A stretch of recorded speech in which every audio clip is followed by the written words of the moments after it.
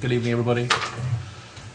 I call the Development Review Board meeting, what is today's date? November 21st. November 21st to order. A few technicalities which we just going to advise you of first, and that's any applicant requires a majority vote of the full board to have their application passed or their appeal either upheld or. And tonight we have only 4 members of the board. So we are understanding that the other 3 members of the board, and we don't have alternates at the moment, the other 3 members of the board will not be attending tonight for various health reasons. Or family health reasons. So applicants that are scheduled to hear or to be heard tonight on tonight's agenda will have to have a full affirmative vote from all 4 members of the board. I'm already aware that Mr. Craig Miskovich, has to recuse himself in one matter, so with a board of 3 we'll be unable to hear that matter. The board will consider continuing any application if you feel that you'd like to have your application heard with a more complete board. It's normal practice to when we would do that. We would continue to the next meeting or the meeting after.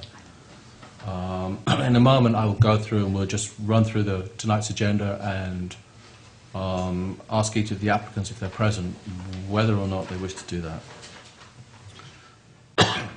The DRB hears applications for land development in the town of Brattleboro and appeals of zoning administrative decisions. This Development Review Board operates on the record, and this means that we take a clear record of testimony from the applicant and any interested parties, and then issue a written decision with our findings. The applicant and members of the public should be aware this is your opportunity to comment, and it's typically your only opportunity, unless a hearing is continued, to comment and provide evidence relating to applications. In the event of appeal, please come in.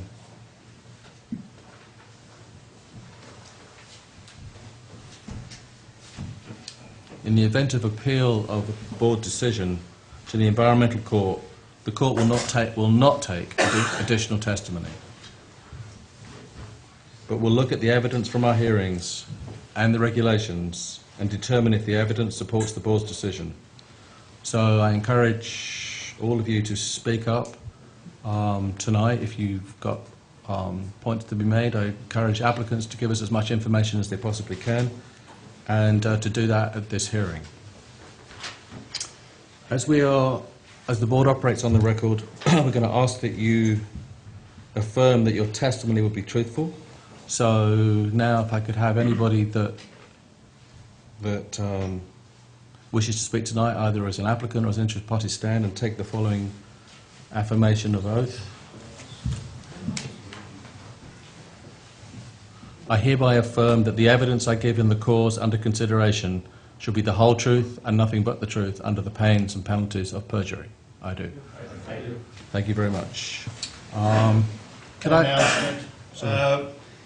If there's no meeting ongoing in the next room, you may get any or all the chairs out of there and bring them in here. There was some that were moved in there for the last meeting.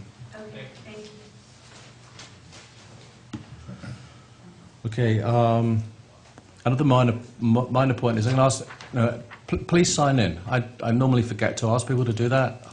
We do try and take people's names if they speak at the microphone, but please sign in on the record so that the clerk of the court or the clerk of the board has a record of your name and details.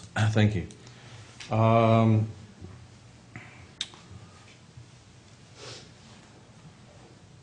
Brian, has the meeting been properly warned? Yes, it has. Okay. Now, Do any members of the board have conflicts of interest or ex-party communications to advise us of? Mr. Chair, I will be recusing myself from matter 2011-212. I've represented an abutter to the property and litigation in connection with the abutter use. Okay. Brattleboro... We should probably check and see if that applicant is in the room and Yep. let them know we don't have... Is either any representation from Brattleboro Auction Corporation or Tarmy Properties in the room? Yes. We will be unable to hear your application tonight, and that was because of my previous or earliest comment, and that is that applicants require a majority vote of the full board, and with Craig Miskovich recusing himself on this matter, that only leaves 3, and you have to have a 4 out of 7. So with 3, it's not possible for us to vote in the affirmative for your application.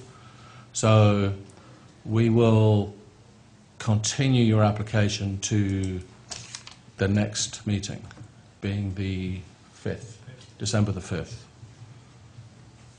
I don't want to keep you here, you know, obviously to 4 or 5 applications down the line and then tell you that information at 8 o'clock or 7:30 or 9 or whatever. So,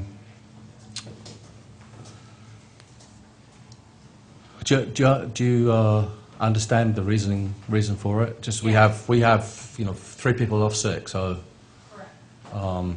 you can't possibly get a vote of 3 and succeed. Okay. So the next meeting is when? We will in a moment. I'm going to do continuations. We'll continue your application till December the 5th, 7 o'clock on December the 5th, is it? Yes. Yeah, December the 5th, which is the next board meeting. It's 2 weeks from now. Oh, 2 weeks. 2 and a bit. Yeah. 2 weeks. Okay. Okay. I'm sorry about that. Sometimes these things happen. Very, very rarely. That's the first time I do recall. Might be a good opportunity to remind members of the public and anyone who's watching on BCTV or elsewhere that there are 2 vacancies for alternates on the Development Review Board at this time. Because of recusals and schedules, alternates almost always sit for at least 1 matter every evening. It's a wonderful opportunity to participate in Brattleboro's rich and vibrant democracy, and I encourage folks to contact the Select Board and submit their application. And the Select Board is currently taking applications for those vacancies.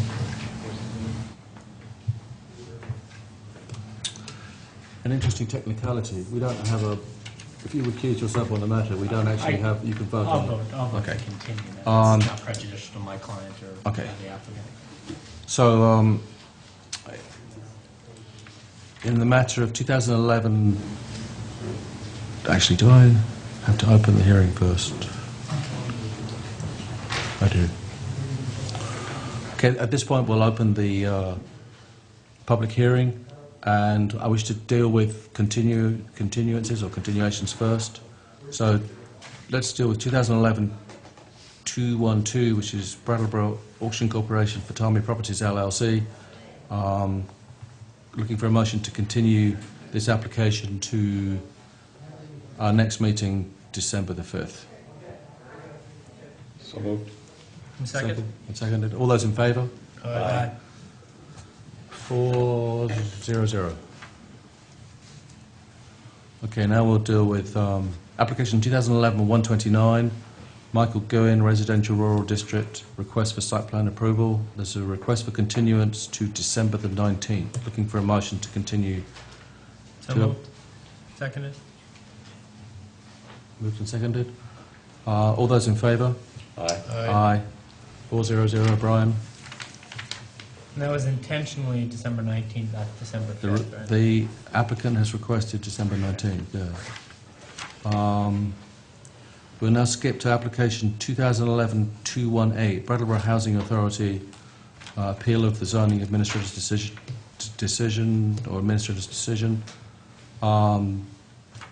This is an application which was continued from November the 7th, last meeting, and we now have representation from the applicant and the town that this should be continued to our next meeting, which is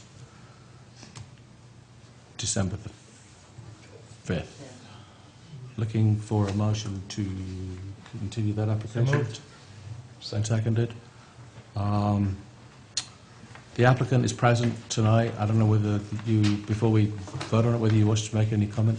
Are there any other members of the public that are here that came here because they thought this application would be heard tonight? No member. Officially vote on it. Yeah. No, I haven't. So we have continuation to December the 5th. We have a motion proposed and seconded. All those in favour? Aye. Aye. Aye. 400. So 218 is continued to November the 5th.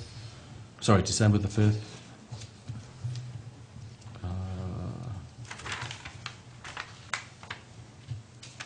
And lastly, we have 2011-225 Whetstone Station Restaurant, request for site plan approval and conditional use approval. The applicant has requested that be continued to December the 19th. Looking for a motion to... The 5th if possible. Sorry? The 5th if possible? Oh, yeah. Okay, looking for a motion to continue application 2011-225 to December the 5th. So moved. Second. All those in favour? Aye. 400. Okay, right. Now to, I call application 2011-170, Dennis and Marjorie Frazee, request for plan approval for boundary changes. Please come forward, yes. That's mine. It's Dennis.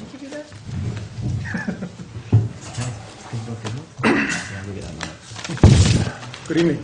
Hi, please tell us about your application. I'm Dennis Frazee, the applicant.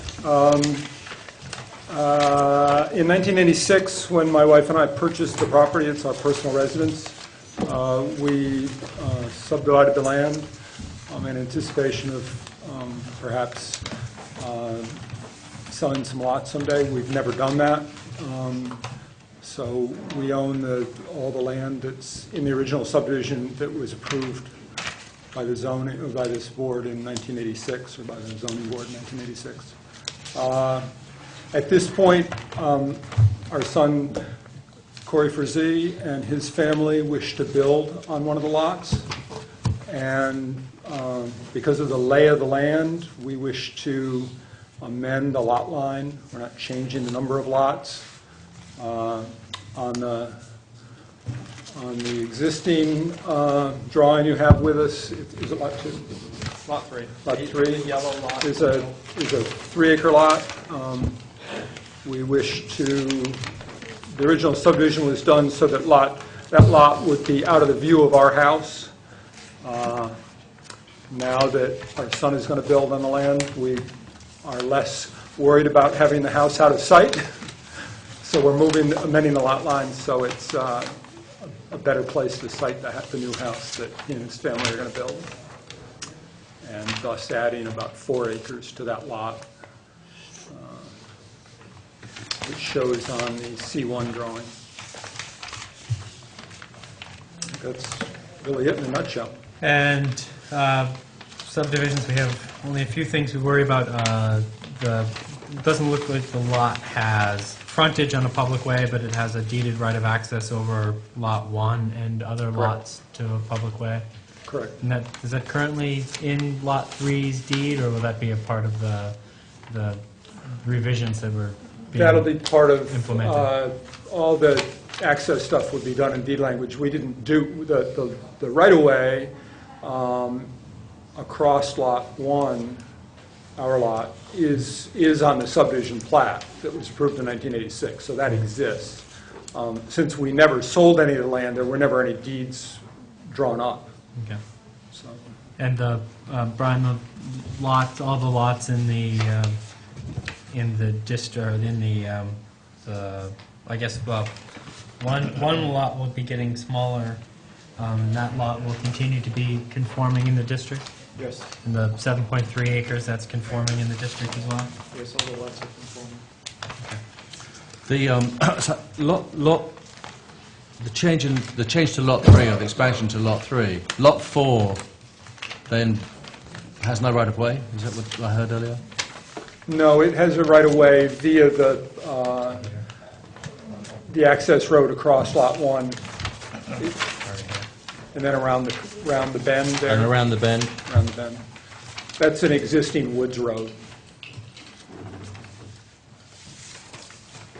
That lot will actually, I guess just to rephrase or re-ask Craig's question so I understand it. It crosses lot 1, yes. no question, and now it's either crossing lot 2 or lot 3 to get to 4, or both of No, them. actually, Lot 1 continues to own that strip, that 20-foot strip. Oh, okay. So it's a little spaghetti strip. It's a little spaghetti strip. Lot 4 is very steep and undevelopable. It won't be ever developed in any of our lifetimes. We purely maintain the ownership for access for forest management. Okay. We have to. We can't have landlocked lots. So even though it may never be developed, it may be impossible to develop. Right. That's why But it has to have right, a right of way to it, and it does. and it does. Okay. I didn't realise that your lot 1 had a thin Yeah, ribbon. it's not clear on this drawing, but I think it is on the plat that's in the town files.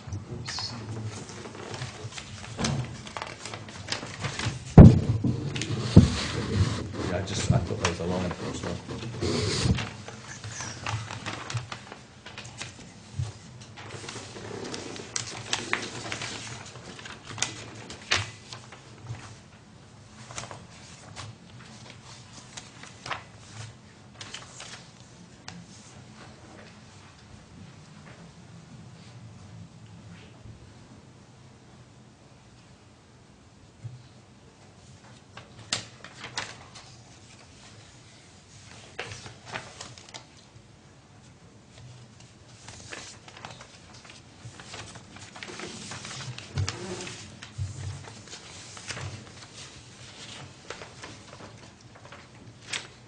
We normally talk about stormwater management at some point.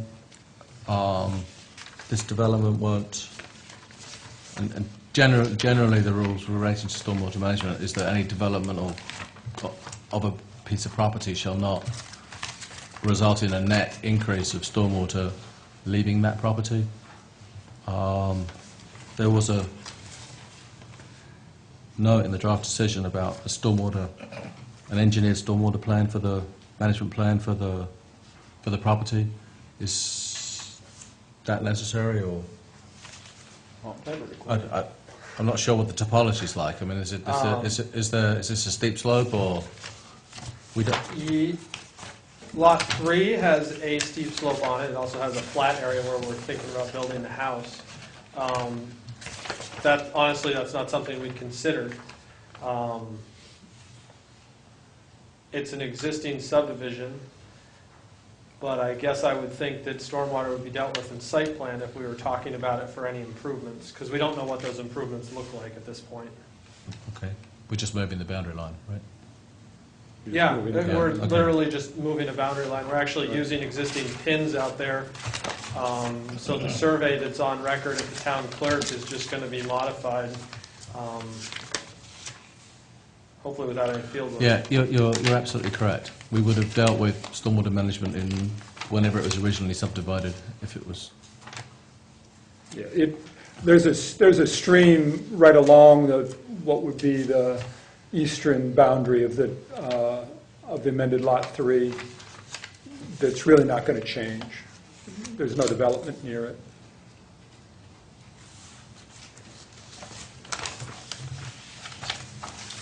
Any other questions from members of the board? Any member of the public would like to speak to this application?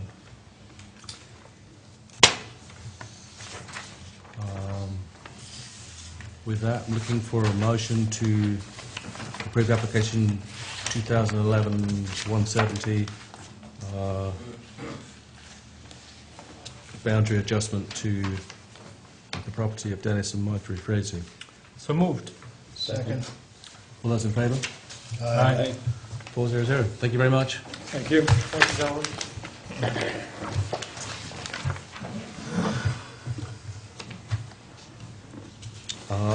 Call application 2011-211 for Owen. You have to come forward. Thank you. I'm not sure you were in the room earlier, but you do require a majority vote of the board to succeed with your application. That means that all four of us have to vote in the affirmative for you. I hope so. Should you wish to continue to a later meeting, like December the 5th, then we would happily entertain that continuance. No, that's fine, I'm here. I'll go for it. Okay. I'm going to ask Brian, the zoning administrator, to tell us why he issued the findings that he did. Or issued a finding of substantial improvement. Yeah. Sorry, I Brian. received a permit application. The application had improvements that were in excess of 50% of the assessed value of the structure. And based on that, I issued the finding of substantial improvement.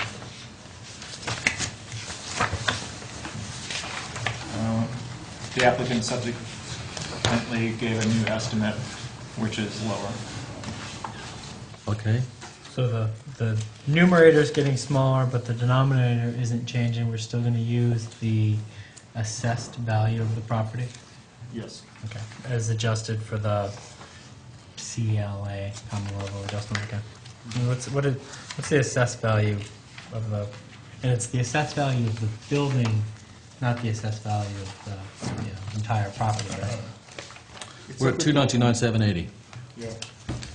There's some concerns that actually includes the value of the gas tank as well, and we were trying to get guidance from the state whether that can be included or should be excluded, and we haven't heard back from them at this point. When you say the gas tank, you're referring to the fuel tanks that supply the gas station, the Gulf station? That's correct, yes. Okay. Any estimate on the value of the fuel tanks, the buried, is it a buried underground storage tank? Underground storage tank, yeah. Yeah, any idea of the value of that? I mean, if you install the new one, the tanks itself cost about $50,000. Okay. And is the value of the tank indicated on the assessor's lister's card? The lister's card, not the assessor's. I believe there's a breakdown in the planning department now. Oh, okay, there is, yeah.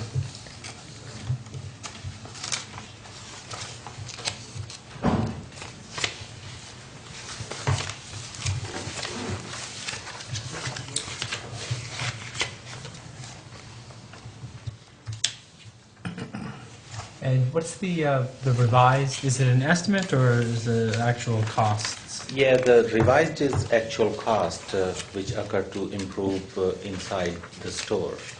The first was his code, which he gave it to us, which was about $161,000, which includes to remove all these debris and flood damages, which was a lot. Outside the parking lot, I had almost 3 to 4 feet of mud and the debris there. So the big expense was to remove them, but inside the renovation, which is the other final bill, which you might have that one here, which is $78,000. $78,000. So which is way below than 50% of the cost. And Brian,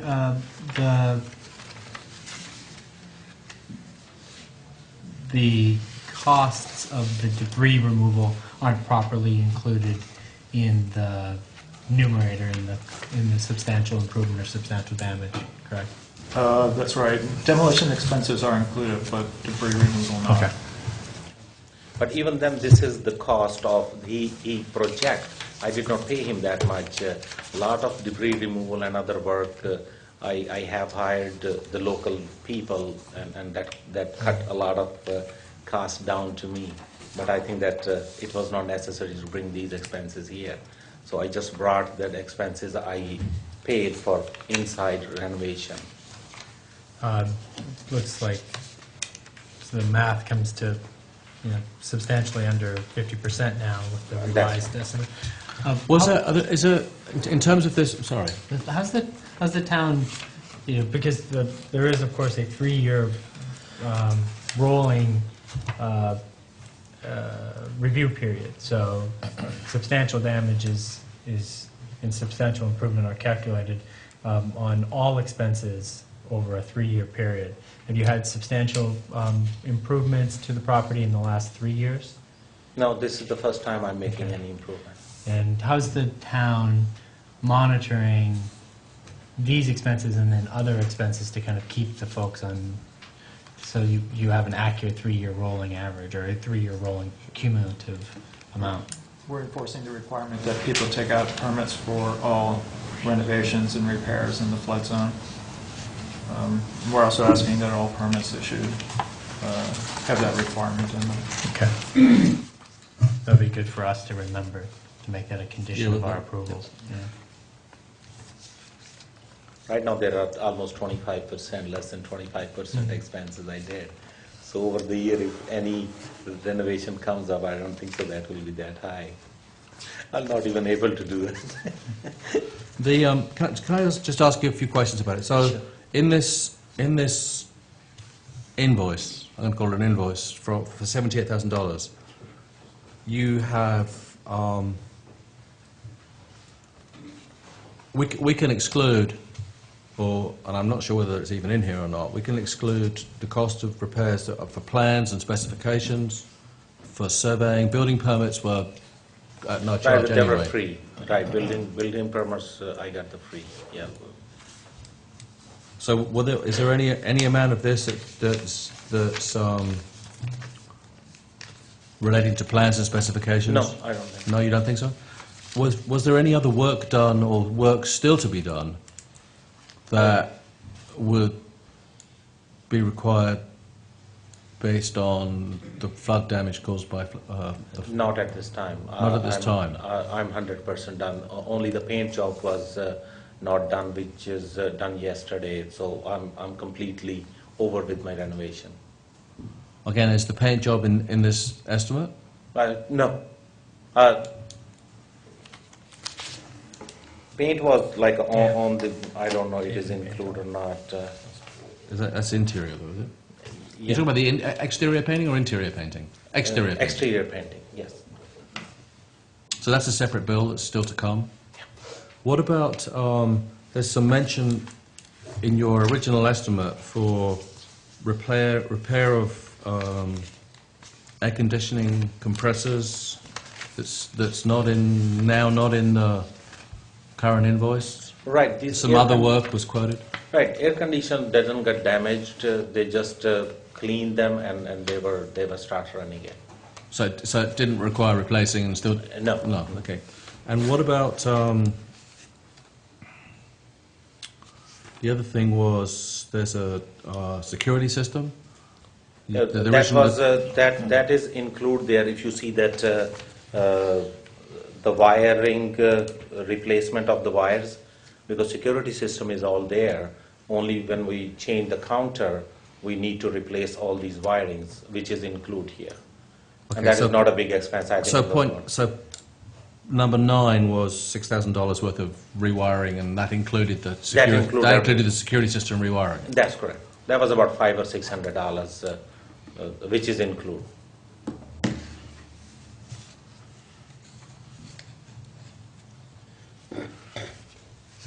And was there any other demolition work done by any other companies? No. All the work was done by Philip Carpenter? That's correct. So he did all the clean-up, the demolition, and the... Yeah.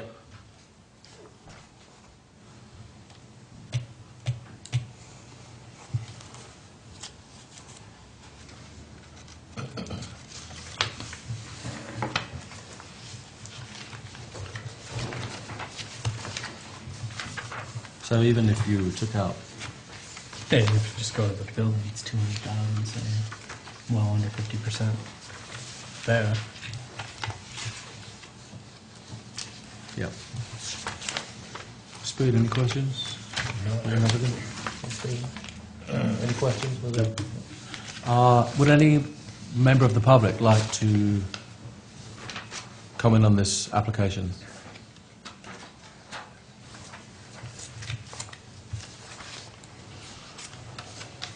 Okay, so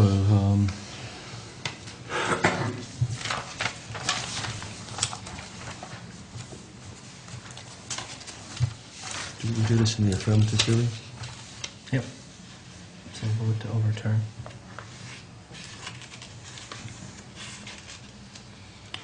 Looking for a motion to overturn the zoning administrator's determination of substantial improvement, application 2011-211. So moved. Second. Moved and seconded. All those in favour? Aye. Aye. Those against? 0-0.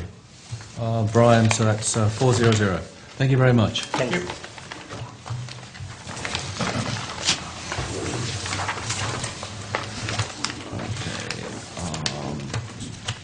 Next, I call application 2011-217, Richard Carasona.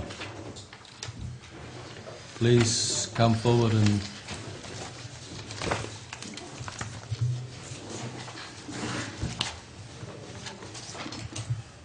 tell us about your application. This is a redo of a application that the DRB approved, I don't know, 5 or 6 years ago. I didn't follow through on it, so I'm following through on it now. Same thing.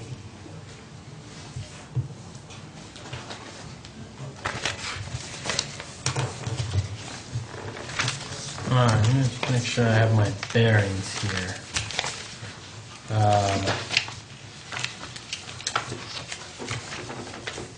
So, Could you- fairly recently, did you? Yeah, sure. What happened? We had a site visit down there at some point, if you remember. Yes, we did. We did, and we walked up the road and we looked at the lots at the top. Yes, we did. At that point in time, were we considering subdivision or we were considering? No, that was past the subdivision point. Okay. I got a subdivision approved, and I didn't follow through on it. Tried to do a PUD.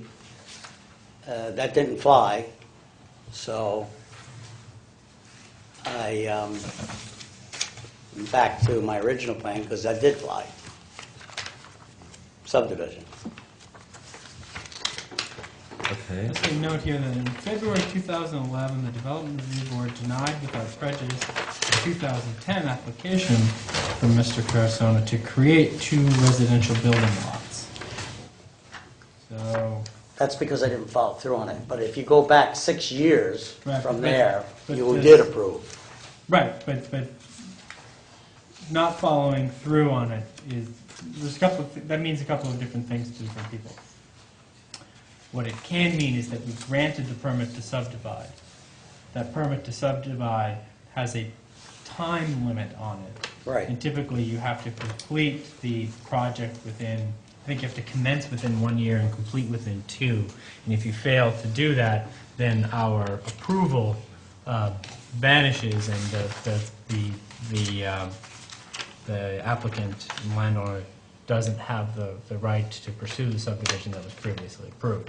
But that's not the way you're using the expression, I think, because at least from here, and I'll ask the zoning administrator to remind me, in February 2011, we denied without prejudice an application because you decided not to pursue the application.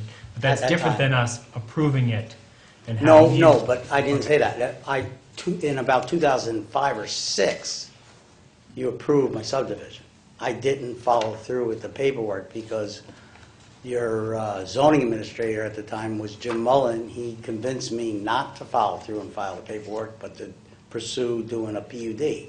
But in 2008, and again, I'll ask the zoning administrator to correct me if I'm wrong, we did in fact approve a 2-lot subdivision. That was appealed Okay, so to the 2008, and I said But that was 2005. but that was appealed to the environmental court, and the environmental court remanded the subdivision back to the DRB as a result of that hearing. No, I don't think that's accurate. I think in 2008, then, I put in my application for a 9-house PUD. The DRB said no 5. And I appealed to the environmental board that the 9 lots were in conformance with the PUD regulations, and that you downsized me to 5. I didn't agree with your reasons. So we went to court. The court said 4. So they didn't agree with you either. And all of this is water under the proverbial bridge. Water under the bridge. But before we're not here all of talking about that, any of that. before all of that, Yeah. my first time here, I came in, asked for a subdivision of the 4 acre, it's 3.79 acres. It's basically the same subdivision. You approved it. When I went to the zoning office the next day to follow through with the paperwork, Mr. Mullen convinced me to not do that and pursue a PUD, which I did. So then, when all this went through, I remember talking with Brian and asking him, well, the DRB already approved back when I first bought the land, a subdivision, but he informed me that that's moot. I had to start all over again, so that's what I'm doing. Can I ask a quick technical question? Sure. We have a lot plan here. Yes. That shows 2 lots, well, the total lots of 3.79 acres. Correct. And then we have a lot of 2.24 acres, and the balance would be 1.55. Yet your application asks for a subdivision of 2.05. No, it's a typo, It's a typo? I imagine. What's on the map is accurate. There's a typo on the application, I'm sorry.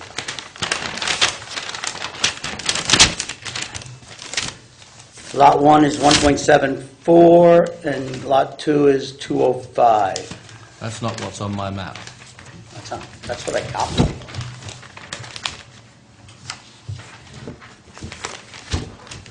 Our map is showing 2.24 and 1.55. Really? Yep. Unless I happen to have got the wrong one. 2.24 And 1.55. and 1.55. And that would be...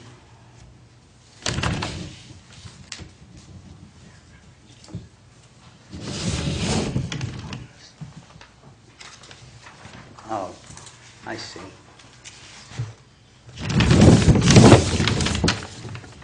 I made a mistake. I copied the wrong. It's the same but different. I mean, it's just a little bit different line. Actually goes to the same corners. But it's lot 1 where the northern lot is actually 1.74 and the southern lot is 205.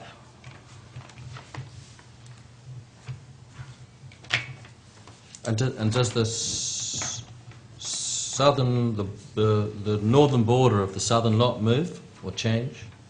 No. It has to change by half an acre somehow. You've just changed the lot sizes by half an acre.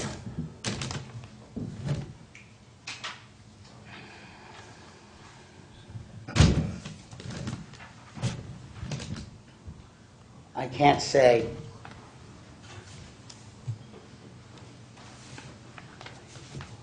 No, I can't explain that to you, I'm sorry.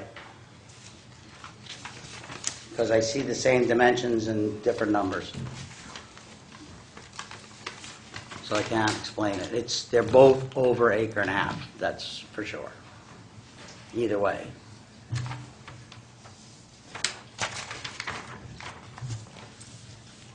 Okay.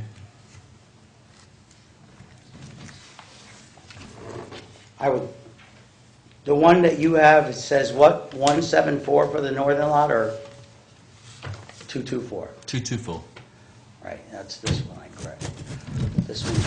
This one is the most recent, it's the numbers, as far as I can see, the lines are the same.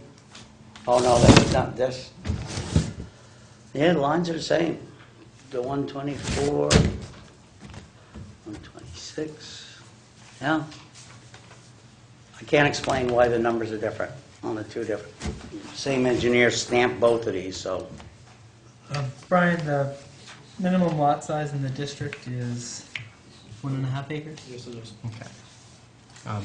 So there is a line to be drawn Yes, that can get us to two conforming lots for size in the district. well, the two maps I have, one is stamped from 11/9/10, and this one is dated 8/16/11. So this is the more current one. This was done by Phil Savoy and Ron Bell. And I'm going to guess, at best, that the new one is more accurate. And I don't have a copy of the reduced one that you have. Can you see in the bottom right-hand corner the date? 11/9/10. Okay, so that is, yeah, correct. I copied the old one instead of the new one. The lines, I mean, I'll show you the two maps. The lines look the same. Maybe they went up there and realized they made a mistake the first time. But do you want me to bring this up so I can show you? That's okay. Unless the board wants, the chair wants that.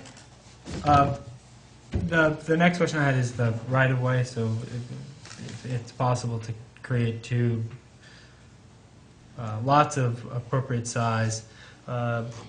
Lot 2, of course, won't have direct access or frontage on a public way, so the right-of-way will cross through Lot 1 Lot 1 doesn't have and a, access either. Lot 2. And can you remind me again of the right-of-way? I know that, again, it's largely water under the bridge, but if you could remind me of that water under the bridge and the right-of-way that connects to Old Guildford Road. the right-of-way is on the top left corner of the map. Let me look at the same map you're looking at, yep. Top left corner of the map, no, I'm sorry, bottom And you left side of the map, You intend to use the easterly right-of-way? Lester, Oh, I'm sorry, you're right. No, there's north, westerly right-of-way. right, Okay. yes. And it's there, this 30-foot right-of-way goes up to my property, and it goes right through to the top. It's already there.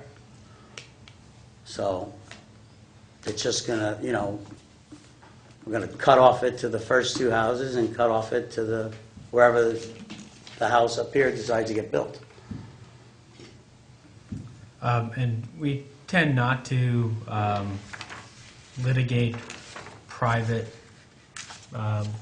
disputes regarding the use of a right-of-way and the sufficiency of a right-of-way.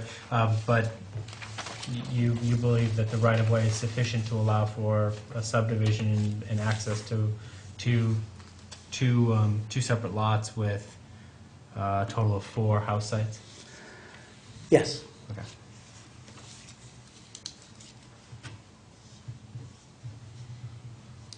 I think Craig's point earlier was the road may well be there, the physical track, or logging road may well be there, but the lot 2, which doesn't exist at this point, will require a deeded right of way across lot 1.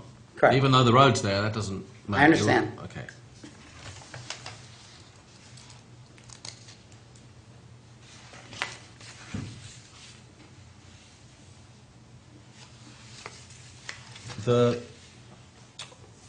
Has a development been done? Have you commenced the development on lot 1? No. In this These market? houses, do they exist that are on this plan? No. No. Okay. And the stormwater management plan that came in our package, Yes? that's been done or not done? Nothing's been done. Nothing's been done. Since you've been there, nothing's been done.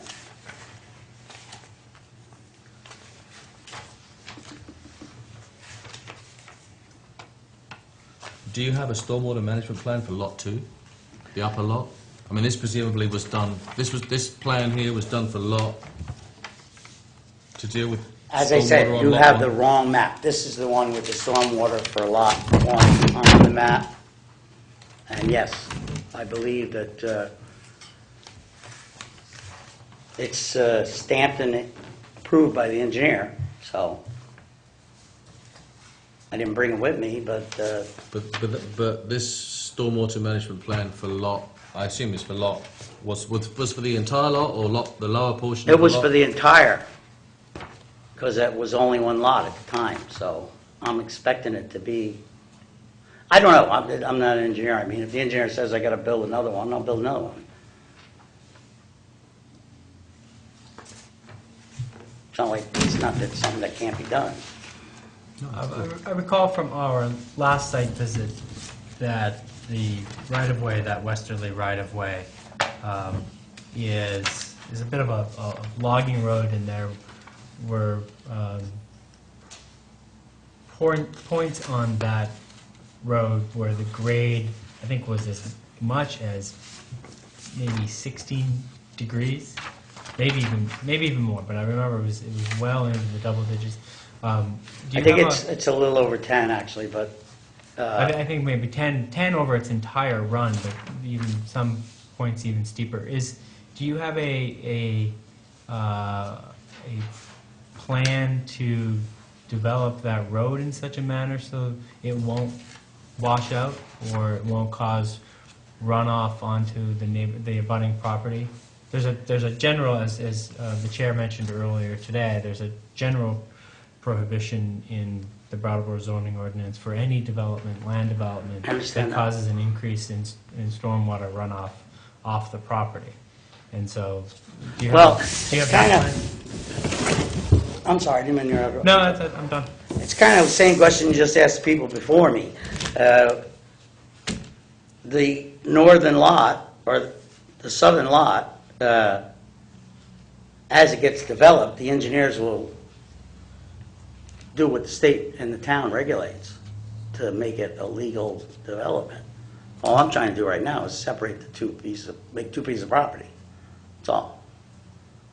There's no house on here, there's no,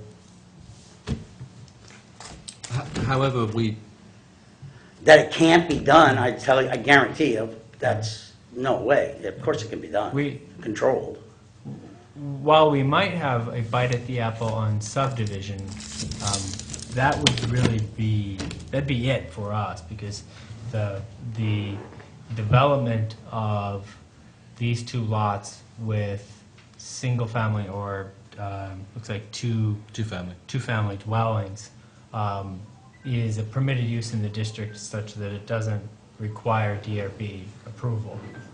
Still requires that you build in I understand conformance that. with the zoning ordinance, but you won't be coming before We'll us. do it any other way. That'd be a zoning administrator's decision. Brian, do you typically, in a situation like this where there's a known steep gradient on the access road, in your discretion as zoning administrator, require a stormwater management plan? Not unless it's been a condition of the subdivision. Okay, thank you.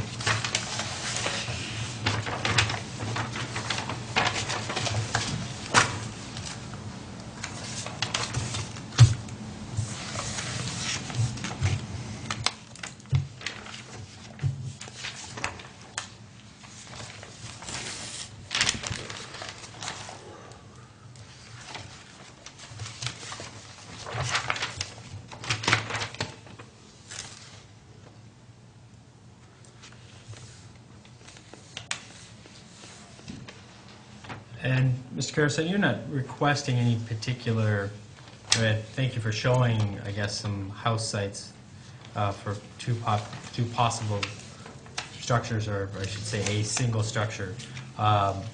But that's not, you're not here for site plan approval in that Nope. particular use? He's already been granted that permit To to do build? this. Oh, I didn't know that. Yeah, here. That was granted. That That's was granted. granted in the, Yeah. Oh, okay, 2011, okay. I thought this was 2008. And that's where this stormwater management Thank you. document came from.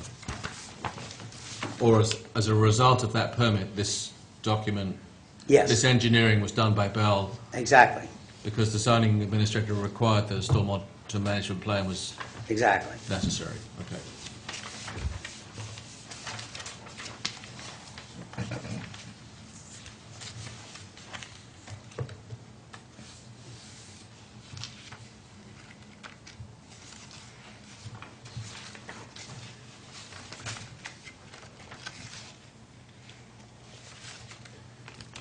And the septic is, for that existing structure, you intend that it will be on the north side of Lot 1? For the Lot 1 houses?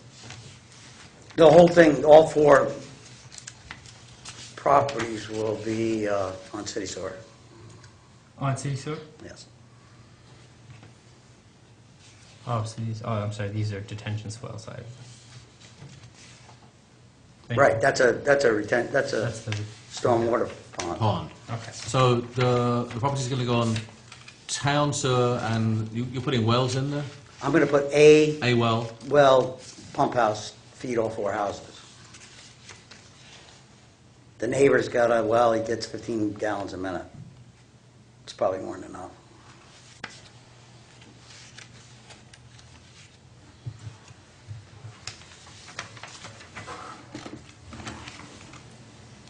Spur, you have any questions for the applicant? No, I don't. This part I'll open it up to the public. Any member of the public wish to speak to this application? If you could come forward to the microphone and give us your name and Hi, then...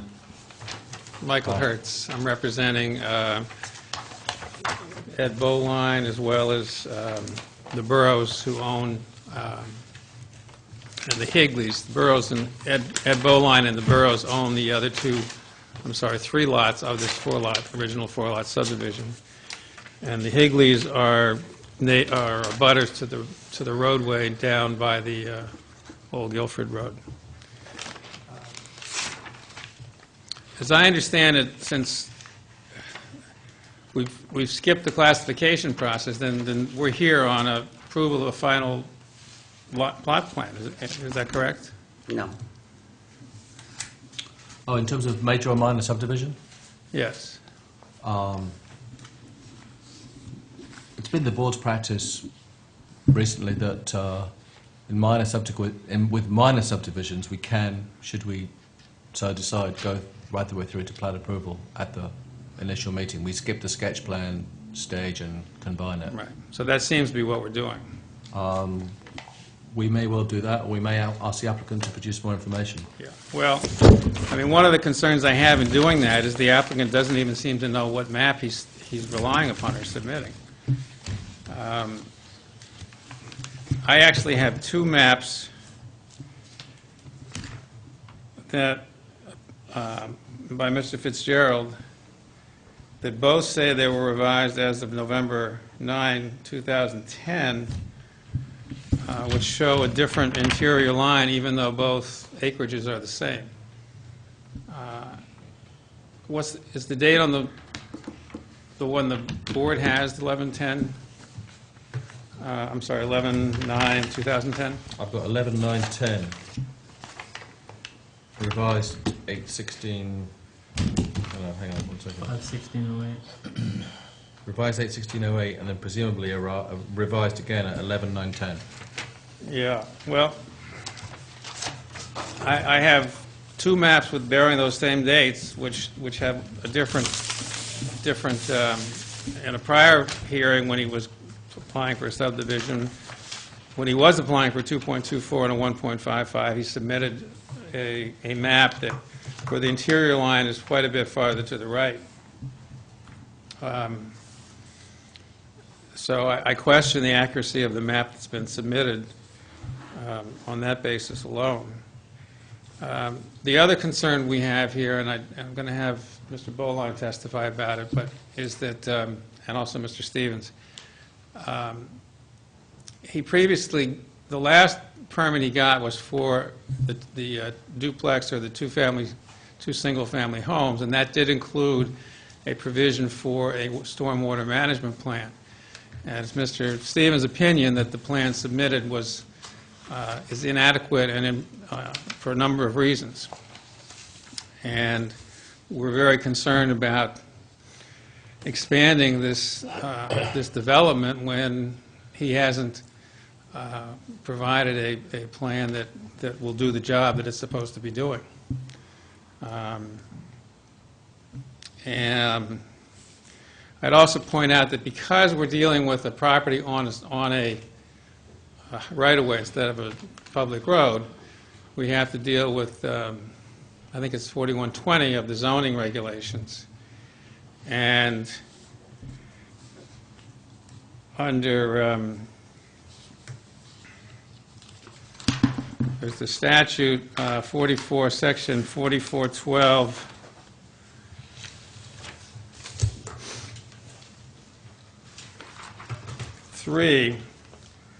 that basically says that the approval for required frontage on a public road should be given through the pursuant to the subdivision bylaws. In other words, if you have subdivision bylaws, then that's by giving a subdivision permit, you're dealing with that issue and resolving it, which I think in this case gives the board additional authority than it might otherwise have to consider road-related factors, such as safety, such as drainage, and the steepness of the road. Because if that extra permission or consent that's required under 4120 has to mean something, and it must mean road-related issues should be considered. I'd like to have Mr. Boland say a few things, and then I'll have Mr. Stevens address some of the more technical issues. Thank you.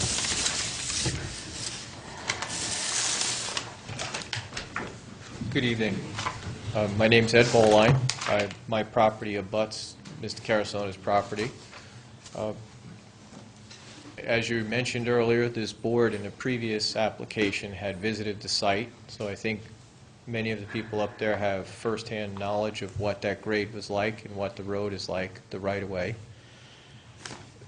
Since Mr. Carasona purchased the property a number of years ago and cleared the vegetation at the top, cut down trees, the stormwater runoff and the water runoff on the properties below my house, the borough's house, down the road has increased significantly.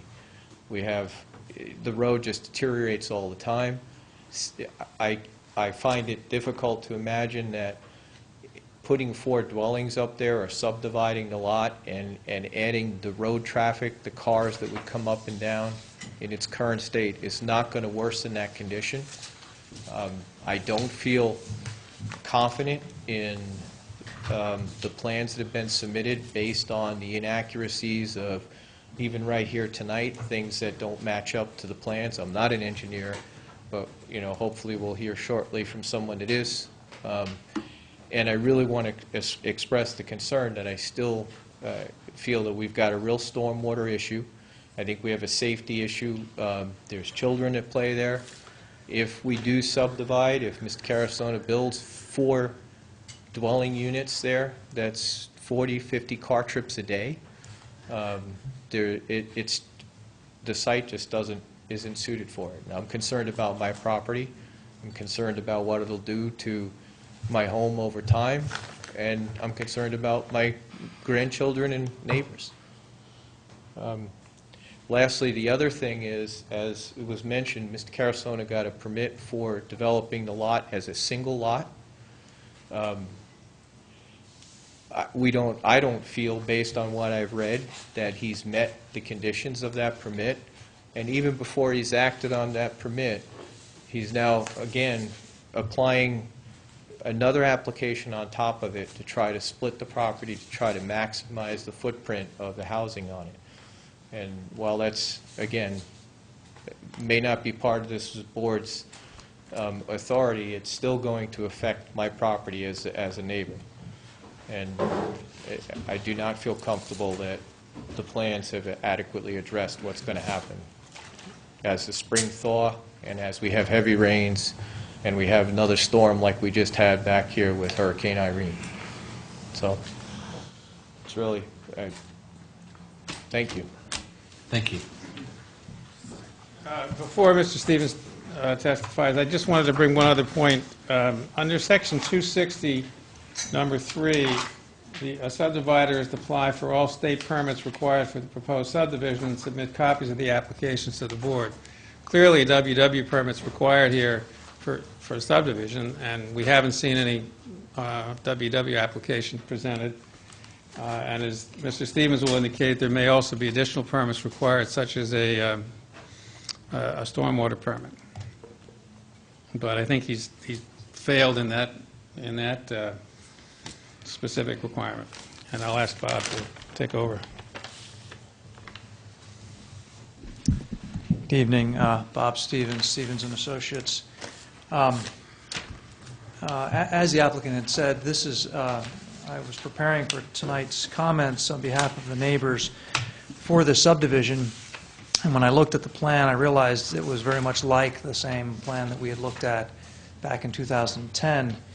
And in fact, we have a 5-page review letter from that application, of which I brought copies because I believe that most, if not all, of those comments are still relevant to this application. As I understand it, on a subdivision, if you have a subdivision where you're doing a lot line adjustment or you have existing frontage, it is a different animal than a subdivision where you're creating a subdivision road, which this application is doing. I might also point out that in creating a road through Lot 1, you are changing the conditions of which the zoning permit has already been issued. I don't know if there's a setback requirement that's needed, but as this plan shows, you've got a right-of-way that's almost touching the corner of a proposed building, not to mention that the drainage conditions have just changed for which you've just had a design. So there is an interface that, even though those are separate applications, and we have made comments on the zoning application for that single lot development, the two are affected by each other and need to be coordinated.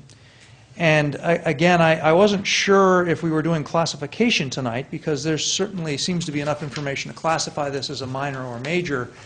But as a final plat, it to in our opinion, really doesn't include the data to adequately review the subdivision regulations. If you look at the subdivision regulations, to create a subdivision that requires a road, there are geometric road standards that need to apply. And I'll talk about those in a minute. There are drainage standards that need to apply. So although you may not need to design the house lots in their entirety, you need to design the drainage around the road. You need to design the grading. You need to know where that water's going. You need to design how you're going to mitigate that as it leaves the site. And that stormwater design needs to be designed in anticipation of future development as well. So that's what you do when you do a subdivision design, and none of that information is yet. Maybe it's intended to be done, but it's not on these drawings. So we haven't had a chance to review and comment on those. So highlights, and I'll resubmit the letter from November 16, 2010 that we prepared, but essentially there's a number of comments that we made regarding the boundary plat to the degree that the right-of-way width is adequate for what's being proposed. You have, even on the boundary plat, a driveway, a roadway that sort of meanders within the right-of-way, and if that roadway has drainage ditches and other things, they're going to be outside the right-of-way, and therefore the future owners won't have rights of maintenance of that if it's outside their right-of-way. So again, you need to design the roadway, know where the grades are, know where the drainages are, know where the utilities are, know where the overhead utilities are, and then you put the right-of-way lines outside of that. So future owners can have access for maintenance to those elements down the road when this developer and the work is all done. And I don't believe that this right-of-way, 30-foot right-of-way, again, without showing that other data, is adequate to cover all of those different things. The roadway geometric design, I think it was mentioned that there was some concern about steepness. There's no proposed grades, so we don't know how steep the proposed road is meant to be, but it's on grades that exceed 20%. I think I mentioned in the letter last time that any design standard that we see in the state might get you up to 15%, but 20% is really steeper than we would think adequate for emergency vehicles for day-to-day operation, just from a geometric standpoint. We had suggested last time, not that you can't get a road up there at lower slope, but you need a different alignment. You need to pick a route that's going to give you a road that's not so steep. And again, those comments, it doesn't look like have been accommodated in this. The other piece as you can't see it on the plan that was submitted. You have to go back to the earlier drawings and look at the existing contours and then scale the existing contours. So it is essentially opposite where the two houses are, a little bit up gradient of these two houses within the roadway that's shown. I don't have the data to comment accurately on these things. Just, again, looking at previous submission for septic system plans, which also show a roadway. I haven't really seen a roadway design plan yet. The other thing I would point out about a roadway is that a subdivision road needs to have an end and a turnaround for emergency vehicles. You get a fire truck up the top of that hill, they can't turn around in somebody's driveway unless it's been designed for that. So typically we have a hammerhead or some kind of cul-de-sac so that if they're up there on the wrong road, they can get back out. And that's not on this drawing yet. So a subdivision road at the end needs something. Might also add that when you look at your minimum area requirements, I believe the ordinance excludes rights-of-way from those minimum area requirements. So when you talk about an acre and a half, you need to back out the right-of-way road and any right-of-ways around the cul-de-sac or whatever they end up with to come up with your minimum lot areas on that. Drainage, I think it's been mentioned a couple of times that drainage is a major concern. There aren't defined ditches on the shared right-of-way that leads up to this lot. There probably ought to be at least one. All of these developments are concentrating runoff. I think there's been a plan proposed to put a detention pond. There's not sufficient grading on that plan. We commented mostly on the fact of lack of data, because you got to get the water into the detention pond, back out of that in some way that's managed. Again, there's a way to deal with that, but we haven't seen the evidence of that. And the roadway doesn't have any mitigation. So even on the proposed zoning condition, it was a condition for an approved plan under the zoning permit for the two-family house. It had two conditions: stormwater permit and erosion control. There was no erosion control data at all submitted. The stormwater design was a detention pond that didn't show how the water was getting there. There was no grading around the houses, no grading around the driveway. As I would understand how a driveway would have to be built, it was intercepting the drainage from up gradient. It had mentioned ditches. Those ditches are going to concentrate the water from up gradient and dump them right down on the downslope neighbors. It's a concentrated runoff. You got to do something with them. Now, maybe the intent was to culvert it under the road, bring it into that detention basin, but none of that was shown. So again, we don't think that that's adequate to address the stormwater drainage, which we believe is a requirement of the subdivision approval. It's not a requirement of site plan approval. It's a requirement of subdivision. I think it's section 460, requires an adequate stormwater design with a right-of-way sufficient for future upslope development for the 10-year design storm. So that means you need to design for the future houses as well, not to design them all. You just have to say, I'm collecting it along the road, I'm now mitigating it, now I can put my houses in, and we know that that's been dealt with. You don't get a second bite like the FRZ application earlier. That was to have been designed when the subdivision was done, not when the houses come back in or a lot line adjustment. So this is your shot at getting that done right. Can you explain a little more detail why that isn't going to work? Well, I think Mr. Hertz is referring to comments about the ditch next to the detention pond. There was some grading shown for a couple of collection ditches around the detention pond. The comps that we reviewed had really a different size ditch than what was drawn on the drawings. But there are no ditches shown on the driveways, and there will be ditches built on the driveways. That's the way you build them. So all of that isn't shown, and we can't review and comment on it. We don't know where that water is going as yet. It hasn't really been designed. And so all of the grading around the houses, upslope, there very little amount of design has actually been done, or at least has been submitted that we've had a chance to review. And that's the only design is around the detention pond and a little bit of grading. Showing the houses and the driveways as sort of lines in space is not, in our view, a design. That's a component. It's a layout, but it doesn't show the third dimension. And you can't analyze grading without the third dimension. So There's a number of concerns about the detention pond in and of itself, and I can come back to that as part of, again, I'm not sure whether it's part of this application or not. Presumably, they would use that detention basin for the subdivision, but we haven't seen how that's connected yet. The detention basin had a whole series of things. In fact, I think that's been submitted. Our letter was given to the board as, if we'd like to have that submitted as evidence. If that is the intent, to use that detention basin for the subdivision, as the applicant has said, maybe they intend to do something different because there's really nothing shown for the actual road and the rest of the subdivision. So I'll pull that out in a minute and go through comments on the detention pond itself. Again, just a couple of other things, and I'll wrap up on the previous letter so I can give you copies of that. Public utilities, your ordinance requires a design for that, so at least you know where those are going, that they're in the right-of-way, that future owners will have rights for maintenance and access to those. We don't see any of that stuff. Erosion control, Section 405, allows the board to consider that. I think you've required that in other cases. There's no erosion control shown. There's a state erosion control permit that will be needed for this because of this disturbance area, but nonetheless, you don't have any of that data with this application. And I think I'll sort of stop and then give you copies of this, again, previous letter, which is from the last application.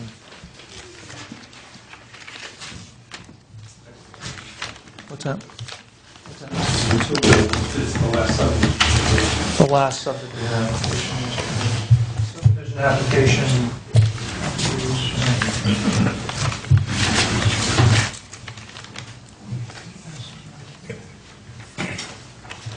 This letter is from what year, Bob? My letter is dated November 2010. So I believe it was the application that was denied without prejudice in February 2011. So some of those comments are from the, the plans that were submitted with that application, although I think has been noted earlier, there's not a lot of change from then until now on what's shown here. Some slight variations, and actually a major change was getting rid of the on-site septic, which should allow some room to correct some of these things. They now have the ability perhaps to move that road and address some of these problems if it was properly designed. I believe it was number 2010-155. So the prior application. Prior application, but I think I'd like to submit them as all relevant for this application. We'll enter this into the record. Thank you. So the other letter that's before you was with respect to the zoning permit issued for Lot 1, which, as I mentioned, is now being changed by having a subdivision road go through it. Our letter, in summary, indicates really no erosion control, which was a condition, and that an erosion control permit is needed by the state as well. The stormwater calculations, we weren't fully able to review it because it was an incomplete submission. When you do submit for stormwater design, you have calculations. You also have accompanying maps, which shows drainage area. We didn't have those, so we couldn't fully understand what the engineer was looking at. Those maps have to exist because he has to create them to do the design. And I think if we could get those submitted with the application, that would be useful in the future so we could actually do a more thorough review. Although we do comment on there's a number of technical things that didn't make sense to us. We included those in the review, and I won't go into them now. But as was mentioned earlier, the collection ditches didn't seem to be right. The detention pond had a berm that we thought probably should have an impervious core, otherwise it'll leak. Most ponds have an emergency overflow, so that if it starts to top, you control how it tops, where it goes. The outlet is probably my largest concern. The outlet was proposed to go to a level spreader, which is not a technique that, in our view, really works. You try to take dispersed water on a site, collect it into a pond. It's now consolidated in one outlet, and then you try to spread it back out. And although it's something that we attempt to do if we have to, they rarely work. And we had pointed out some issues with trying to do it in this case. And as mentioned before, there's a whole section of drainage that's not even collected and going into the pond. You've got everything that, when that driveway goes up above the houses, it's intercepting all the drainage from Lot 2, I guess it would be. And all of that's being diverted around the detention basin and down onto the neighboring lots in a concentrated flow. So somehow that needs to be addressed, and we did not see it addressed in any of the applications that we've had the chance to review. I think with that, I'll stop unless there's questions. Can you just talk about the level spreader for me again? Yeah. The stormwater retention basin picks up the stormwater, and the level spreader then distributes it over the... Yeah, it goes into a very flat ditch with effectively a dam. You try to create a weir on the outboard edge that has to be perfectly level so that the water fills out and then comes over the top of that weir and is now dispersed. The problem is that unless you build a frost wall or something for that level spreader, for that weir, inevitably it moves. It moves with frost, it heaves, and then the whole thing comes out on one end. So the notoriously poor performance of those issues. So essentially now you've got all the water coming out, what we call the pre-development flow, which was dispersed over the entire width of the property, now coming out in one spot, running down the hill into the neighbor's property. The intent is to try to spread it out over a large distance. The question is, will that actually work? We haven't found that to be a very successful tool. I mean, I've done it a couple of times where I had no choice, and then tried to firm up that weir. So it is in the kit of parts. A more appropriate solution would be to actually excavate a drainage ditch on one side of the roadway coming up, feeding this lot, and then after they mitigate their water, bring it into detention basins at the outboard of that, discharge that into the ditch, which is then controlled, and bring that down through the other properties and out into the drainage ways that are along the roadway. That would be a way that could manage that, and again, you can armor those things. You can size those ditches to have the adequate depth so that they don't overtop. You know where the water's going. Right now, because there are no road ditches on the shared driveway leading up to this lot, they're stuck with, they're going to concentrate the flow, and then what do they do with that? To try to spread it back out. Well, in one area they're spreading it back out, in another area it is concentrated, and it's running down into, it's going to disperse onto somebody's land. If you read this plan that was done Yeah. here, the level spreader looks like it, perhaps I'm misunderstanding it, just puts it back onto the roadway. Yeah, it shows it. Perhaps onto the back of Mr. Barland's, is it Mr. Barland's property? That's It's immediately below. I mean, That's essentially it. It's not drawn to scale. There's a this little. is not drawn to scale? There's a little black dot which shows it above the roadway and on Mr. Boland's above their property.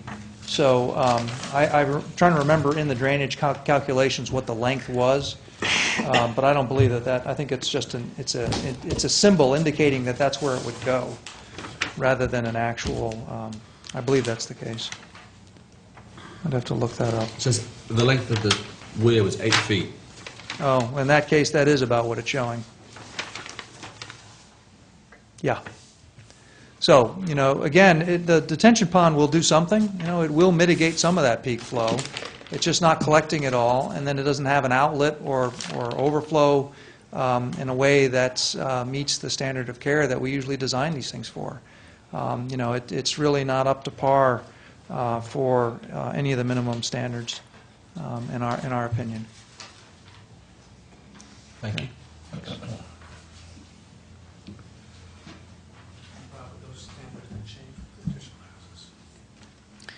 There's a question as would the standards change with the additional houses. Certainly the size of the detention basin, this is probably the right place for the detention basin for all of it. The lowest point on the land is where you want to put it.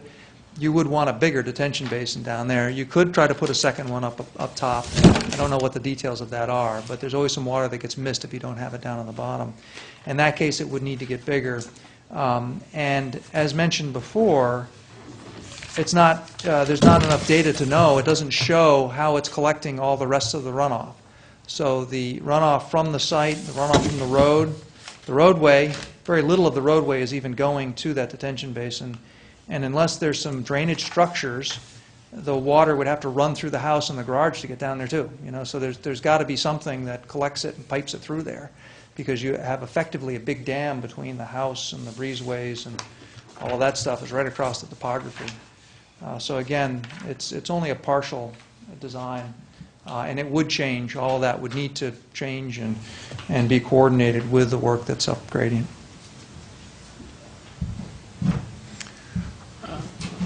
Just to sum up, we have a plan here that's for approval that Mr. Carasona seems confused about what it even shows, whether it shows the subdivision he wants to have or not.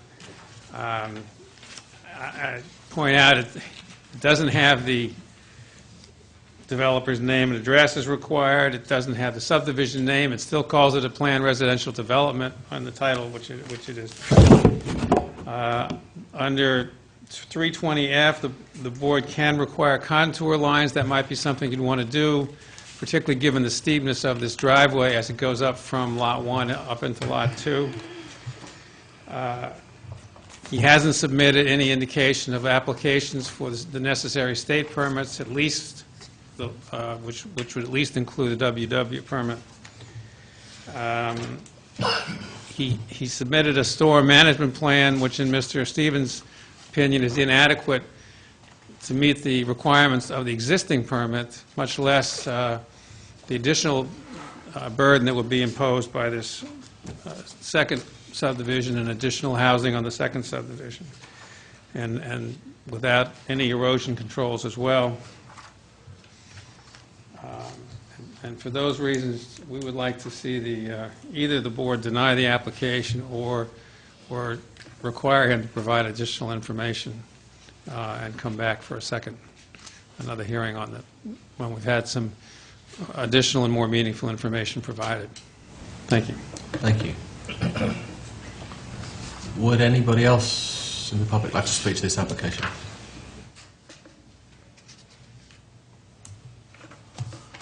Mr. Casaran, a number of points have been raised, much of it about the management of stormwater and the methods by which it's being done. Can you speak to the plan for the upper lot and what you anticipate doing to deal with this? Uneducated, that I built a couple of these, and I know it can be done. I'm not confused. I'd like to let Mr. Hertz know. I made a mistake, copied the 2010 map when I meant to copy the 2011. I think I said that when I first got here. Maybe you're confused. You didn't understand what I said. But I gave you the wrong map. But obviously, he has copies of my retention pond because that was submitted and approved by the town because it's state spec. And I guess I'm glad to hear Mr. Stevens say that he's built ones like this and they work. So having said that, the lot number 2, again, depending on where the houses go, would be where the stormwater retention pond would be needed and it would be built. But the south side of this property slopes back down. So, I mean, once you get onto this lot, it's flat and then goes the other way. So, where that retention pond is going to go, I'm going to let my engineer tell me. When a house location is determined, just like these two, once we determined these two house locations, we built this stormwater retention pond. Because to get the building permits, that's what we had to do. And that an engineer is stamped approved it, I think speaks for itself.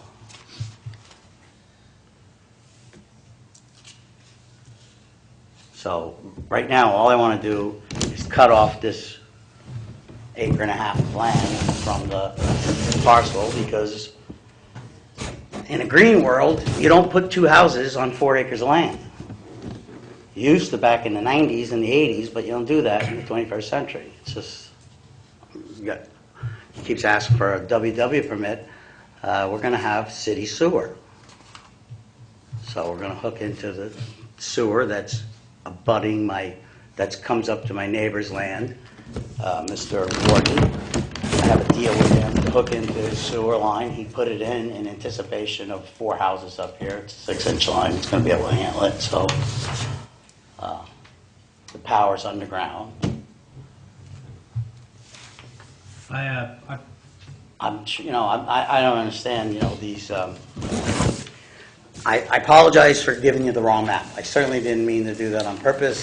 It made a little bit of confusion. Mr. Carasano, the map aside, I think we're lacking a fair amount of detail in this application at this point. Certainly, stormwater is one of the questions. Certainly, the road is another question. Certainly, how you're going to manage or what design that has, how we deal with the slope of the road. There are a number of issues that we don't have documents in front of us at this point to be able to determine whether it's satisfactory.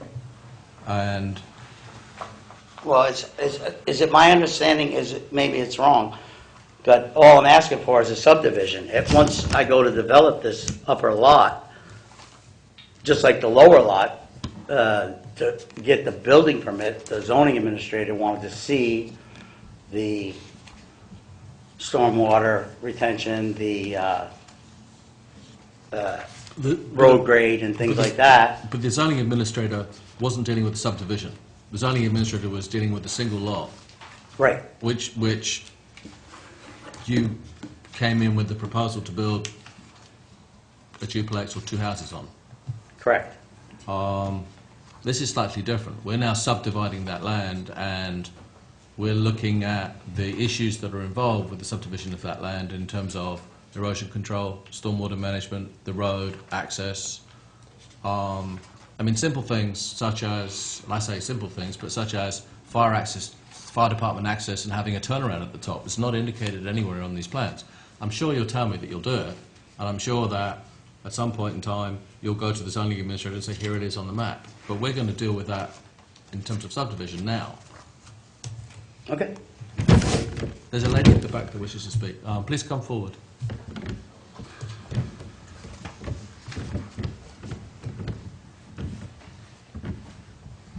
Hi. Hi there. Can you hear me? What's your name? Emma Higley. Yeah. I live right down off of Old Guilford Road down below Mr. Bowline. Yep. Mr. Carasona just said something that triggered a red flag to me. He said that he made a deal with his neighbor to hook up to 4 houses up on top of the hill. We've been here, as you mentioned before, and he had downgraded to 2 houses for a duplex. Now he's trying to subdivide yet again and put more houses up there. He keeps flip-flopping. He doesn't stay on task. I wonder if I wonder if this is his way of throwing us all off and sneaking stuff in. I know I'm really nervous right now. This is costing a lot of money for Mr. Bowline to fight this, and as well as Mr. Carasona. And it's wasting a lot of time coming back and forth. He's already put in for an application for a subdivision before, as I understand it. And I'm not really up on all the legalities on all of this. I haven't been following it all that well, but I do know that it seems like every time we turn around, he's changing the game. He's changing the rules. He's sneaky, he's deceitful, he's dishonest. He leaves things out. I'm sorry, Mr. Carasona, this is my home too. I need to protect my home. There's no proof that he's going to do things the way it's supposed to be done. Thank God we have Mr. Stevens, because he's knowledgeable. If he weren't on our side, I think we'd all been stormrolled right now. I think we'd have more issues than we have with our properties, none of which have been resolved. Mr. Carasona has not done anything to alleviate the damage, the storm runoff that's happening right now because of what he's done. As I said, I'm really nervous. I don't know how this keeps continuing. We keep volleying back and forth with the same things over and over. I don't know how you all keep it straight. I guess I'm frustrated. I'm frustrated for Mr. Boline, for Mr. Hertz, Mr. Stevens, you all, and I'd like to see some resolution. I'd like to see, no, this is what you're going to do, and that's it. We got to stop this. It's been several years, and we keep coming back with the same subject matter. Just 1 month it's a subdivision, 1 month it's 2 houses. Now he's saying that they were planning on 4 houses. I don't know. I'm running around in circles right now, but thank you for your time. Can I Okay. ask a question? Yeah, please do. Ma'am, you mentioned that you felt you needed to protect your property. Yeah. From what? Well, right now, as has been mentioned, there is a lot of water runoff damage. Did you do the walk-up, sir, through I the haven't property? seen it myself. You didn't come up. A lot of the folks on the board did come up, and I invite you to come on up and just take a walk up through. Look at the road that's going through the property that goes the right away through my property alone is rutted. I mean, it's I can't even explain it. Condition of the road that you have to use is another issue for you. Yes, and it has drastically been degraded these last few years since he did what he did. And we've done measures ourselves with the 3 neighbors. Are you done? I'm trying to talk. Thank you. We've paid for gravel, and we've put it on ourselves and tried to maintain.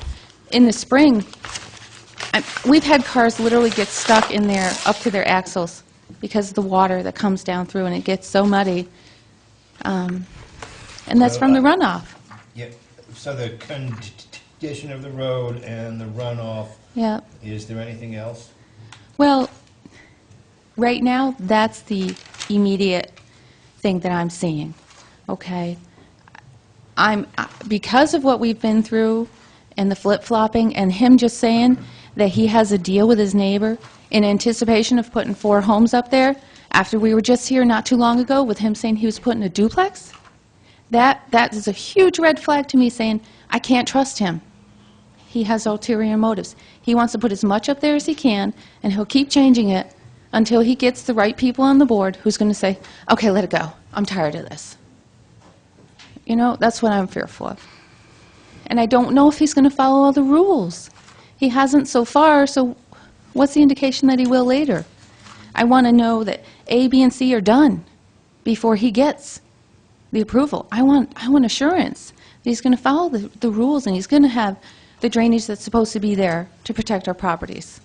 I'm at the very bottom of the hill. I'm going to get hit the worst. And then that's not even taking into account what's going to happen down Old Guilford Road. If he drains it down Old Guilford Road, where's it going to go? Does Brattleboro have to do something to therefore take care of his drainage? That's another thing to think of. So, but yes, the immediate thing is what we're seeing. You know, particularly in the winter, when we have the heavy rains. You know, we have a lot of damage up there. And I do invite you to come on out and walk up that property. There's quite the incline, sir. You need to see it. You really do. Okay? Thanks. I think most members of the board, with the prior application, the application in 2010, attended the site visit. I don't recall whether Spoon did, but I think that 3 members of the board tonight were you there? Three of us were there and have seen the site. And if we had a full board, there would be, I believe, at least 2 other members of the board that have also been up there. So. And you had one lady who wasn't even able to walk it, who was on your, I don't remember her name. They drove her up and drove her down because she couldn't walk up it because it was too steep. I don't recall that. But I do. Okay. Catherine, was it? Okay. Okay, thank you. Just a final comment. Mr. Carasone, as I understand it now, is asking the board to approve a plan that I haven't seen and that he hasn't submitted to the board. And I'm not sure how the board can approve something they haven't even seen. At the very least, we've got to get the right plan before us. Thank you. Any other questions? No, I mean, I don't have any questions. I really don't have enough information to form. I made a mistake. Questions. No. I can't deny. No. Submitted the wrong map. Mr. Carasone, this is not about this map or that map. The questions that I have, and I feel that the board would need to have information in order to form an informed decision, they're not found on either of your maps. Well, you haven't seen this map. How could you say that?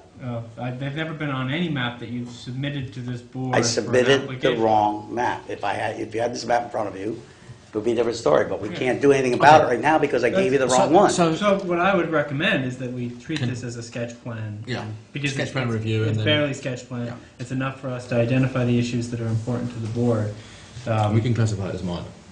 Classify it as a minor site plan and ask that the Subdivision, applicant comply, a minor subdivision, and ask that the applicant comply with the requirements of the subdivision regulations Yeah. for the final submission. Yeah, that's fair. But included in that is also a plan not only for and I feel that in order to make an informed decision about the subdivision, a plan for the right-of-way and the substantial improvements to the right-of-way and the stormwater and drainage in connection with that right-of-way. It's on that new map. Okay. And just final note, I've been here several times. I think this is one of the worst. Getting called a crook and deceitful and names is pretty uncomfortable. I'm kind of surprised you guys let that go on because you didn't let me do that one night when I got angry. But it was my mistake. I'll give you what you need. And I'd also like to say that in September, the last time I was on that property, the Higleys drained their pool, which is on the southern tip of their corner of their property, right down the road, and washed it out worse than Irene did. Okay. So, Mr. Carasone, it's not. well, It's not. I'm sorry. It's not. I had to say that. It's not pertinent to this application. I understand. At this stage. I know. I shouldn't have said it, but I had to say it anyway. And the lady's comments may well have been excessive too, but she made them. And so at this point, I think what this board is going to do is we'll treat this as a sketch plan. Step one in the process, we determine that it's a minor subdivision, it's a single split or single lot split, and we're going to ask you to come back for the second stage of approval with a full set of documentation. Okay. A full set of documentation may well be the plan that you have already. It's going to also require a building envelope. It's going to require the right-of-way and the roads. It's going to require drainage plans. It's going to require stormwater management plans. It's going to require modifications to the existing. Excuse me. The stormwater management, again, I thought you went over that with the last guy. You can't have a stormwater management plan if you don't know where the house is going. Put a building envelope on there. Put a building envelope on lot 2, is it? Where you think the buildings are going to go.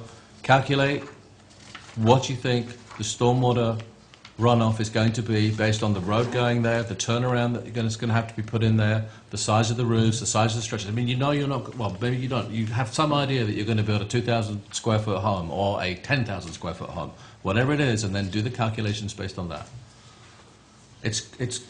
You've been to the environmental court before, and for section 460, item 1 states that an adequate stormwater drainage system shall be required in subdivisions, designed by a licensed engineer to be approved by the town engineer. So failure to give us a stormwater management system, stormwater drainage system, is going to bring you right back there. So we're going to require it. It's part of our subdivision regulations.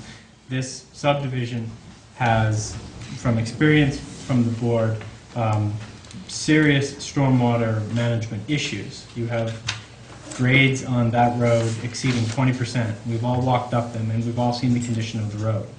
So, you know, I wouldn't call it a road. at the, you know, I suggest that the chair will probably, you know, So did you find say that the four, board feels that we need a stormwater management system. it's, what is it, state rules, state laws, that, what, 416.1, what is that? This is the town of Brattleboro's Town regs. subdivision regulations.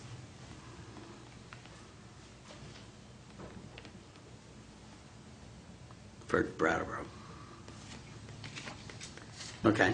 And you will be able to discuss this with Brian when you submit to stage. So you want me to his kind of requirements, what the- guesstimate where the houses are going to go and put in a, if the houses are here, this is what the stormwater management plan would look like. But you're not holding me to it. Correct. If somebody came in and said, well, I don't want to put the house here, I want to put it over there, he would have to change the stormwater permit, correct? Not necessarily, because we're looking for a volume of water that's going to come off the site. So if you change the size of the house from 2,000 square feet to 10,000 square feet, then yes, it may change. But assuming that you have some criteria about what you feel is going to be developed on that site, then you can come up with stormwater calculations and design to those calculations and address it. Okay. And the same with the road. You know, the road, you say that's not a road there that's right now. It's a track or whatever, a logging road going up there. We would like to see the road design with the appropriate ditches and drainage and culverts so that we know that we're not going to have a situation where the thing becomes a river. That documentation will have to come before us. You'll need it. Plans similar to those which were already submitted that the board can review. Okay. And if you have any questions at all, you can speak to the zoning administrator. He will answer them. And if he can't answer them, he'll come to the board and get clarification or guidance from the board in terms of what it is we expect. Do you have any other questions for us at this point? Nope, I don't think so. Want to do a classification? Yeah.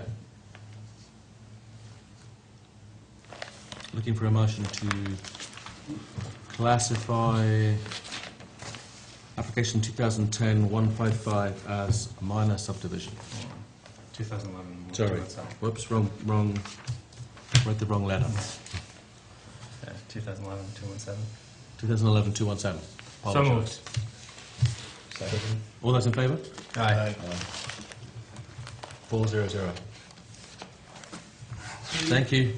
Will you reschedule it after you get the materials? Yeah, it'll be rewarned. It's a It'll be separate, rewarned. it's a separate Separate step. application. So we won't have a date yet? No. No. Thank you. Thank you. Thank you. Okay, and moving on to application 2011-223, Natasha Sibak, and I hope I pronounced your name right. Please come forward and... Sibak? Sibak? I don't... Seaback. That wasn't far wrong. It's a little wrong. Just a little one. Maxwell, very easy. Please tell us about your application.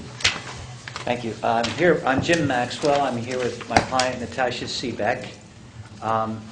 The site of the proposed minor subdivision is down on Valley Street, and there are, in the tax map, very interestingly, old parcel numbers, 28, 34, 41, and 42, which have been combined into one parcel number, which is 00355,370,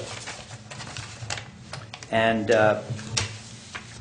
as one complete parcel. They were originally separate. They've been together since, I think, 1958, if I recall from my title search. But In any case, the idea here is to separate them again.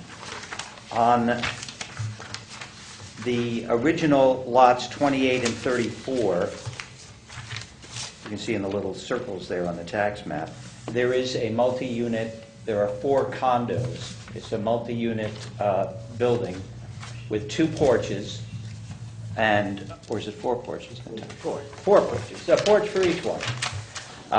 And so that's its own square there. That's 110 feet by about 100 feet square. And next to it would be what we'd be separating out, again, as it originally was, lots number 41 and 42 in that roughly triangular shape at the end of Valley Street. I should point out that on the portion that Natasha is selling the multi-unit, which is in that square, and wants to retain the other portion of what we're asking to subdivide. And although on my sketch, as well as on the, I think something else you had, that it depicts a garage and a shed, they're in drastic disrepair. They're basically a couple of ramshackle. Yeah.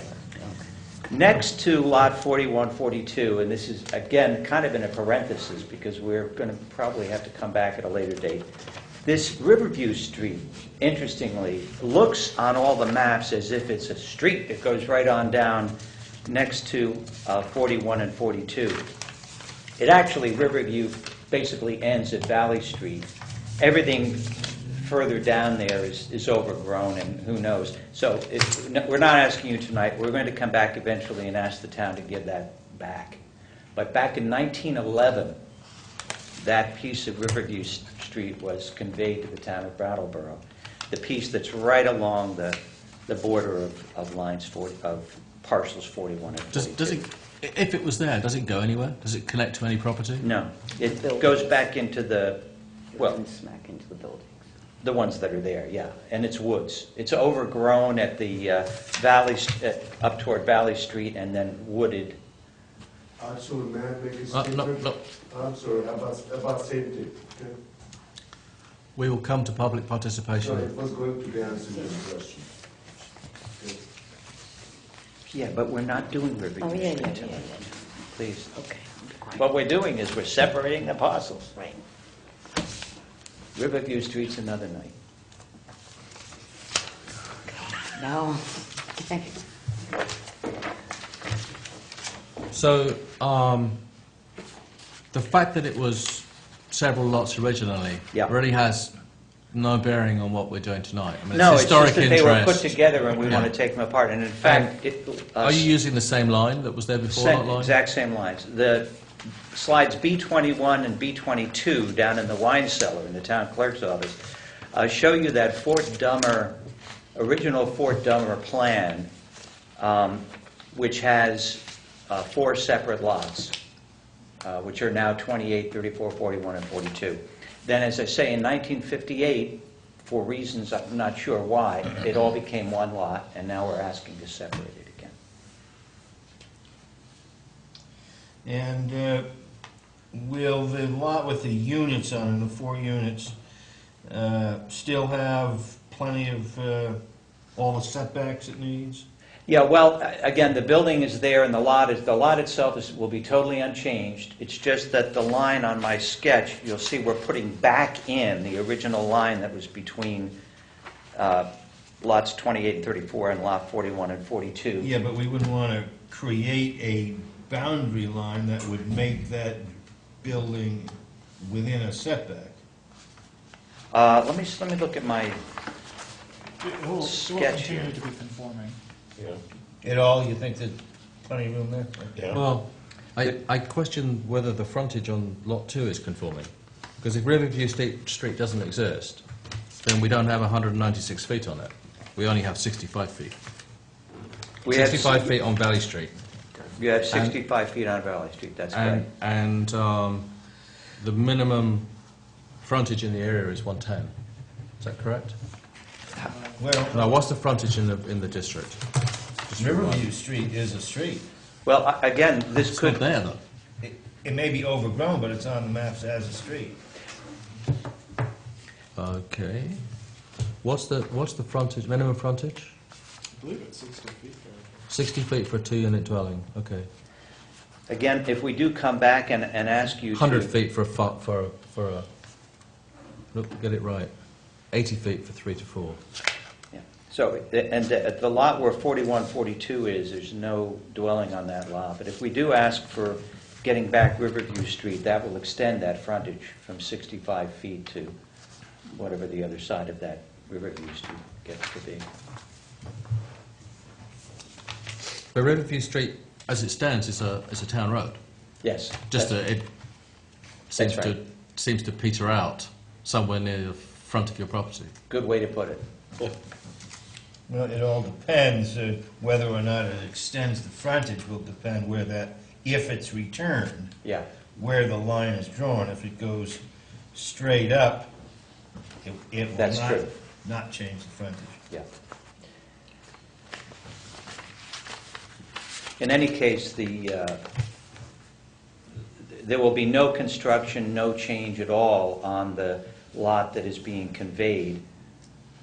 The 4 units are there, the parking is there for them, the sidewalk in the front is all, none of that will be changed, just as it's been.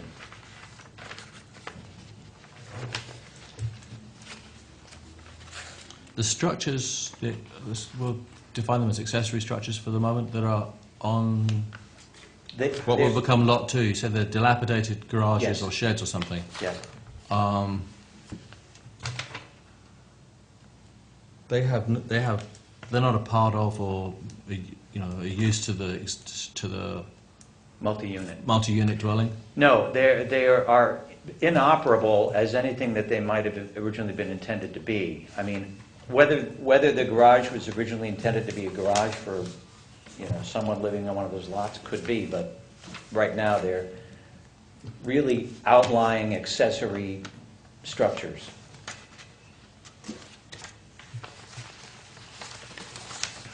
Very rough shape.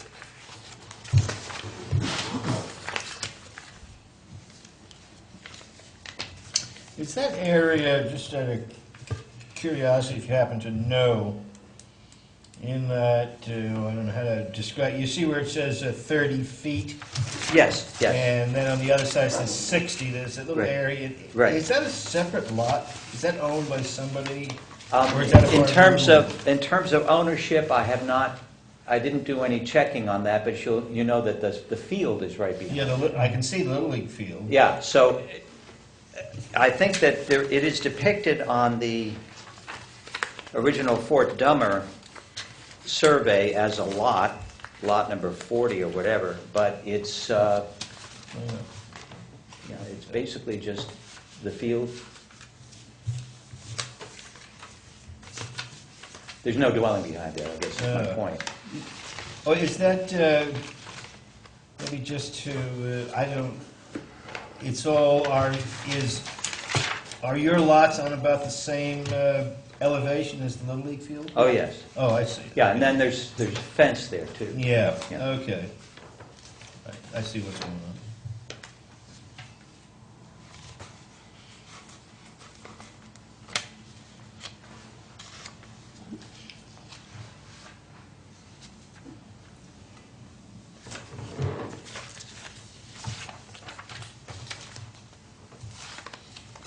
Any other questions, Craig? Spoon? No, none of them. Nope. Incorporating a recommendation. Steve? No questions. I went and visited it. Would any members of the public like to participate in this application? Mr. Alici, it's your opportunity. Don't do it. It's your opportunity. I'm fishing. Historically, I recall that you love to talk. I did. And I was No, coming thank back. you. I love you guys Thank so you much. very much. With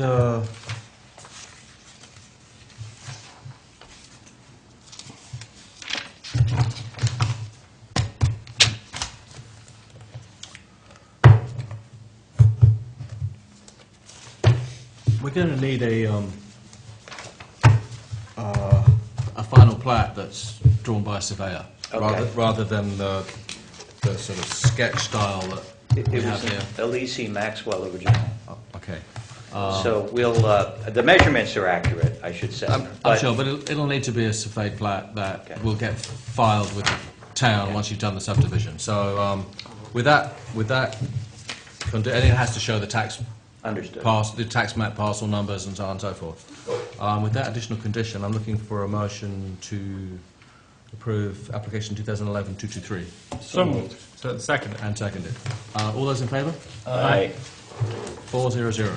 Thank you very much. Thank you very much. Thank you. Appreciate it. 9 o'clock, not too bad. Not bad. Once we go off. Were you on? Should we move, no, should we move to adjourn? Okay, looking for a motion to adjourn. So moved. Second. Second, all those in favour? Aye. Thank you. Aye. Aye.